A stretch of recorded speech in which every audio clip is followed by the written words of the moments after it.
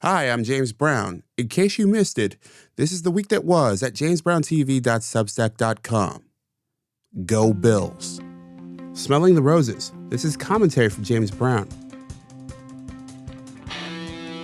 A study in the journal Frontiers in Neuroscience says people between 60 and 85 who smell odors like roses, oranges, and lemon while they sleep increased their cognitive capacity. Michael Leon, a professor in neurobiology and behavior from UC Irvine, co-authored the study. He told NPR, "The idea is that it will keep the memory centers of your brain in good condition throughout life and perhaps prevent memory loss older in life." People in the study showed a 226% improvement in cognitive testing. One test focused on learning words. The other looked at brain pathways associated with memories. Now, take all this with a grain of salt. It's one study, after all. And I don't know if it's right, but it would be cool if it were. As I get older and I watch my relatives get even older, I worry about those worst-case scenarios more than ever before. I'm not sure if I was 80, that 80-year-old me would want to be me if I wasn't all me anymore. Of course, there's no way to know that until I am 80. If taking more time to smell the roses will help, I'm all in. Let me know what you think at jamesbrowntv.substack.com, email me at jamesbrowntv@gmail.com, or leave me a message at 585-484-0339. On that note, I'm James Brown, and as always, be well. Death is misunderstood. This is commentary from James Brown. My journey on Substack has surprised me greatly in many ways. After talking with about 30 experts, musicians, scientists, and such, one idea I can't shake comes from Genevieve Keeney Vasquez. She spent her whole life wanting to work around death and dying, and she has, working as a funeral director, an Army medical officer, a palliative care nurse, and currently as the president and CEO of the National Museum of Funeral History. She was fascinating, revealing, and eloquent, everything you'd want in a guest. On my interview program, All of the Above, she told me that death is misunderstood. I think what we misunderstand about death is the finality of it and the amount of grief and effect that true death has upon us. And I think it comes from our exposure of death day to day.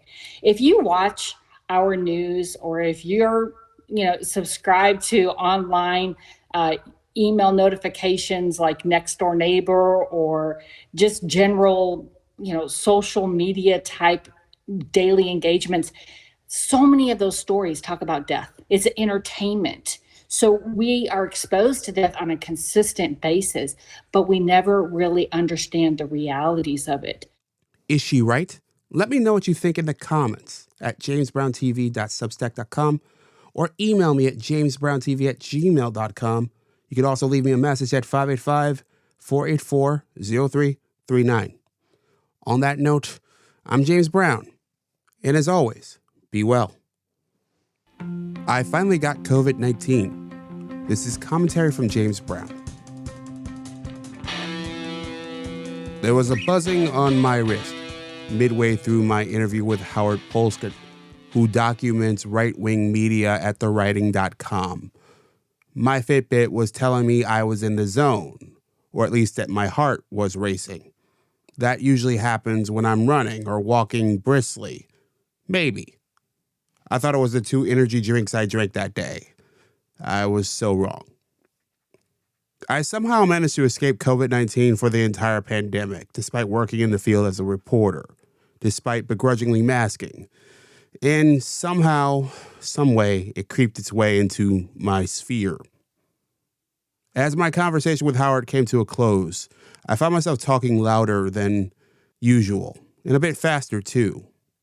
I was jacked and somehow exhausted at the same time. Soon came a cough, and I couldn't keep food down for days after. Lethargy took over. I was too tired to walk the stairs. The good thing about COVID, or this version of COVID, is the worst didn't last very long. I tested negative within a few days, and I was on the mend shortly after. Unfortunate. but I think it's left its mark. I get tired easier than I used to, even now, months later.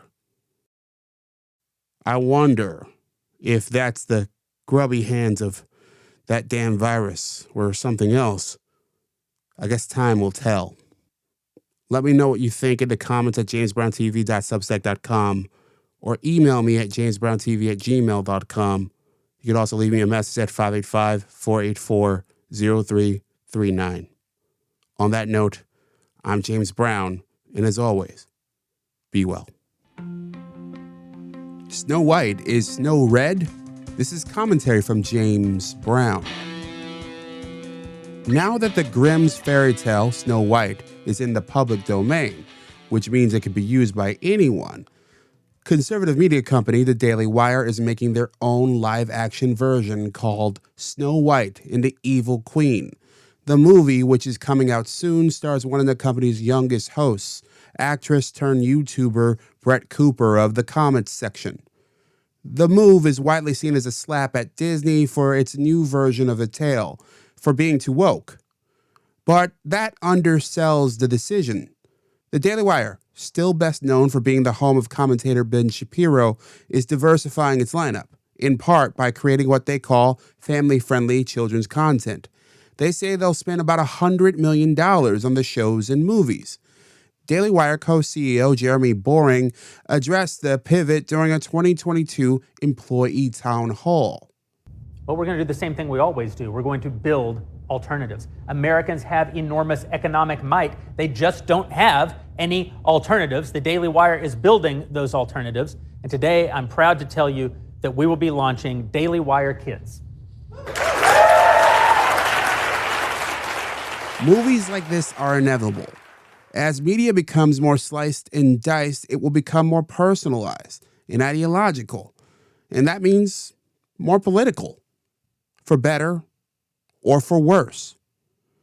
Check out more of my work at jamesbrowntv.substack.com, email me at jamesbrowntv@gmail.com, or leave me a message at 585-484-0339.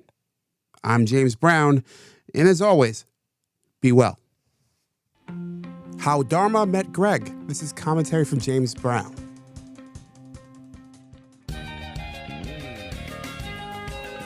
That's the theme song from Dharma and Greg. I rewatched the pilot for the 90s sitcom over the weekend and I was floored. The theme song, the opening credits, and the episode are perfection in the 90s sitcom sense. Jenna Elfman's Dharma and Thomas Gibson's Greg's relationship was written in the stars. As children, they were mesmerized by each other on a subway train in San Francisco. Within seconds, we're introduced to Dharma's world via her hippie parents, in the yuppie wasp world of Greg via his parents. He couldn't help but look at Dharma, and she him. No words are said. The same thing happened decades later on the same train. Dharma is now a stereotypical yoga instructor, and Greg a stereotypical lawyer. Greg makes his move too late. They're separated by sliding subway doors. Then Dharma shows up at Greg's office. Implausible, yes, but it's a sitcom after all. It sets up the rest of the series. It's built around a series of endless fish-out-of-water scenarios that are light, fluffy, and delightful. It's the kind of TV that barely exists anymore, and I'd like to have it back. What do you think? Tell me in the comments at jamesbrowntv.substack.com or email me at jamesbrowntv@gmail.com. You can also leave me a message at 585-484-0339. I'm James Brown, and as always, be well.